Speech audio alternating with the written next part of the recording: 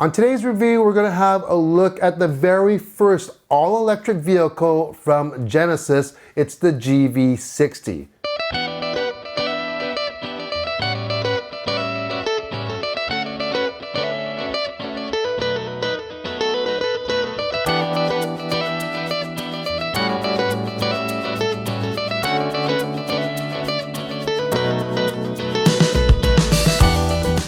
Now I really have to kind of keep this car away from my wife Cynthia. You see, ever since the introduction of Genesis and their GV series SUVs, she has really turned in from a German badge snob into a huge Genesis fan, and she really wants a Genesis.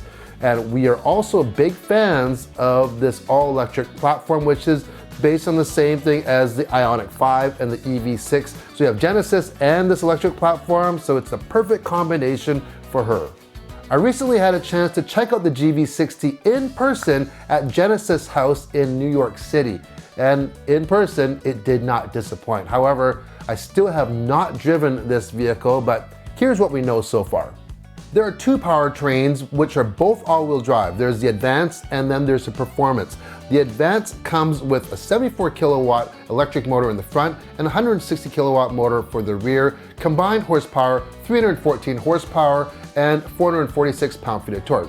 Sound familiar? Yeah, pretty well the same as the Ioniq 5 in the top trim, which is the long-range all-wheel drive. And then you get the Performance, which gives you 160 kilowatt electric motor for the front and the rear, and horsepower on this one is rated at 429 horsepower, but get this, there's something called boost mode. So on the steering wheel, you'll see there is that green button. You press that green button, you get 10 seconds of hyper speed and power, and it bumps up that horsepower to 483 and cranks up the torque to 516 pound-feet. Now that is going to be super exciting to drive. Since the GV60 is based on the same eGMP platform and the all-wheel drive system of the Ioniq 5 and the EV6, I'm going to assume that this is mainly a rear bias vehicle.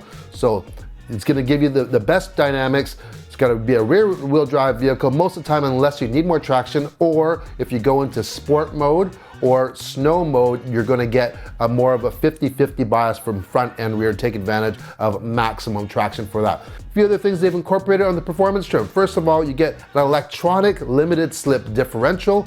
As well, you get adaptive suspension with electronic preview, and you also get a drift mode. So in the drift mode, it's going to crank up the torque to that inner rear wheel to help you actually initiate that rotation for a drift. Now that's one thing I'm really looking forward to trying. I don't know where we can try it out, but yeah, for an electric vehicle, the drift, that's pretty interesting. Battery-wise, we're looking at a 77.4 kilowatt hour battery, the same as the long range of that Ioniq 5. And the ranges will vary from just under 400, well, 399 kilometers for that Advance, and that Performance is going to give you 378 kilometers of range. It's gonna depend how you really drive and how much you use that boost mode, I bet. So charge time on a level 3 350 kilowatt charger is gonna bring you from 10 to 80% in only 18 minutes. However, if you can't find a charger that quick, so around my house, there's nothing around, but there is a 50 kilowatt charger just down the street, and that's going to run you about an hour to get from 10 to 80%. If you want to use a level 2, basically all the way from 10 to 100%, it's going to take you 8 hours, which is pretty well on par with most other EVs.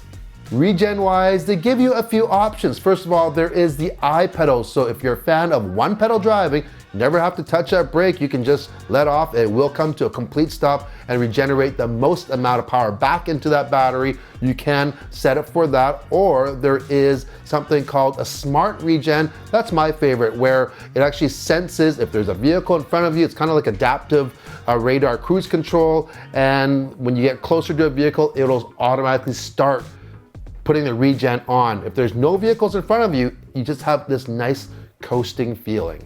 On the inside, there are some things that are similar to the Ioniq 5 and the EV6. However, on the GV60, they just look so much more elegant. You have those long, full-length door pulls like the Ioniq 5. You have that floating console similar to that EV6. You do have sunshades for the rear windows, and you have this G-Matrix theme that it goes throughout the vehicle. On the outside, you have that G-Matrix crest grille. It's not as big as some of those sedans. It's quite tasteful. It's on the lower part, but inside you'll see little bits and accents of the G-Matrix throughout the vehicle. All GV60s come with dual 12.3-inch screens. What I like is they're not bright white like on the Ioniq 5. I'm not a fan of those bright white screens on the Hyundai at all, so these blend in much nicer. This is also equipped with a facial recognition camera on the outside and a fingerprint scanner on the inside to identify drivers. That's kind of a first. I've seen the fingerprint scanner from Genesis before, but the facial recognition camera, that's something different. But speaking of different, this is right out of a sci-fi movie or a spy movie. Check out the center gear selector. It does this rotation where you go from this crystal ball into the shifter and back. It's pretty wild.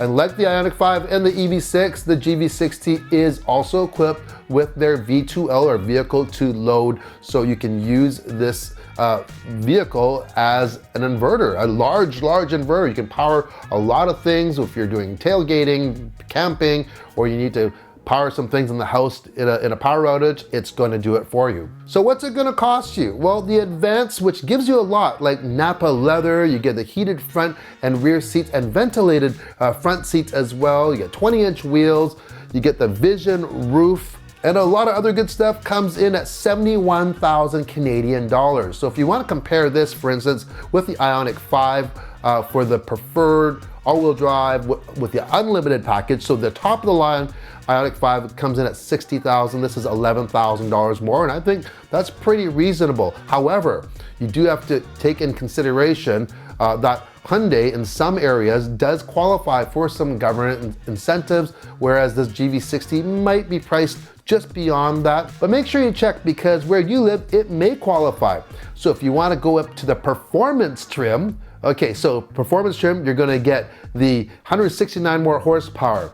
You get a Bang & Olufsen stereo system. You get the electronic limited slip differential, the adaptive suspension. You also get 21-inch wheels and the surround view monitor. You get it all for only $8,000 more. So I don't know, I'm thinking if I were to spend $71,000 on a GV60, what's another $8,000? And I think you're getting a lot of content for $8,000, so I would probably go for that performance. Make no mistake, if you were one of those doubters that thought that Genesis was just gonna be a fly-by-night, in and out, you're absolutely wrong. They are here, and they are here to stay. They are getting tons of awards, very, very high customer satisfaction rates, and they just keep on coming out with more innovative products, like this concept that they actually showed us at Genesis House, which was the Speedium Concept Coupe. Like, look at this. Yeah. Will they build it? Who knows? I really hope so. But you know, everybody's into SUVs right now, but it just gives you an idea of what they can do. So this is all good. It looks good. It feels good. I actually touched it. I just don't know how it drives yet. So make sure to hit that bell notification. Make sure to subscribe if you haven't, so you'll know when the next video comes out when we drive this, because these GV60s are on the way right now as we speak. And we should have one in the driveway pretty soon. Thanks for watching. See you in the next video.